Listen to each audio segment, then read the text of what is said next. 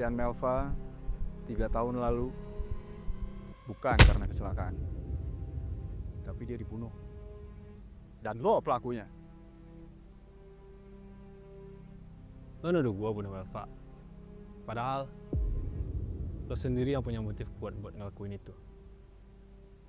Semenjak kepergian Kak Melva, gue nggak tahu harus ngadu sama siapa lagi kalau ada masalah.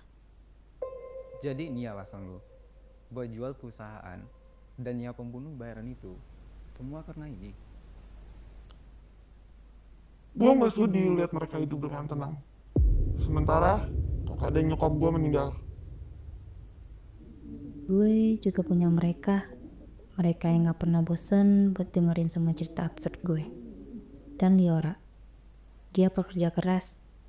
Gue bahkan hampir gak pernah ngeliat dia ngeluh.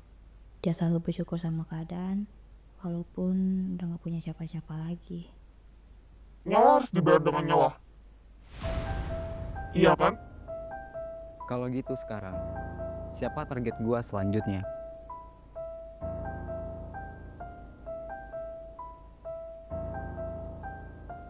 Bunuh dia secepatnya. Kalau dia mati, balas dendam gue berakhir.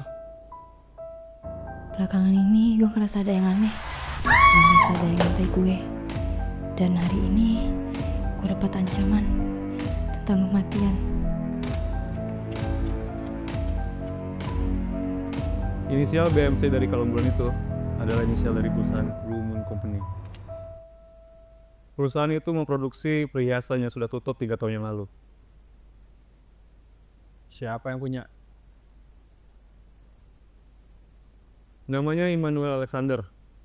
Dia sekarang dirawat di panti jompo di daerah Bali. Kalau keluarganya yang lain? Istrinya sudah meninggal 3 tahun yang lalu. Dan anak pertamanya juga meninggal di tahun yang sama. Tapi anak kedua, gua sama sekali nggak dapat informasinya. Kayaknya gua tahu siapa yang punya kalung ini juga. Siapa? Darga. Siapapun yang tahu siapa gua, pasti bakalan mati.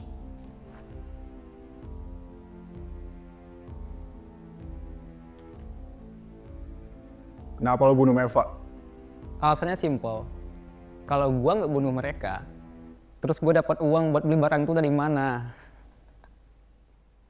Dia Alan, teman gue. Dan gue sama sekali gak nyangka kalau ternyata dia yang udah bunuh Melva. Tapi gue yakin, dia cuma kaki tangan. Otak dari pembunuhan ini pasti orang di sekitar kita.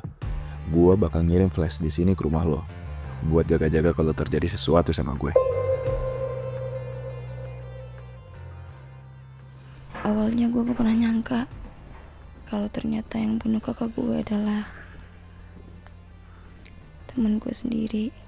Hai, akhirnya hari yang gue tunggu-tunggu datang juga.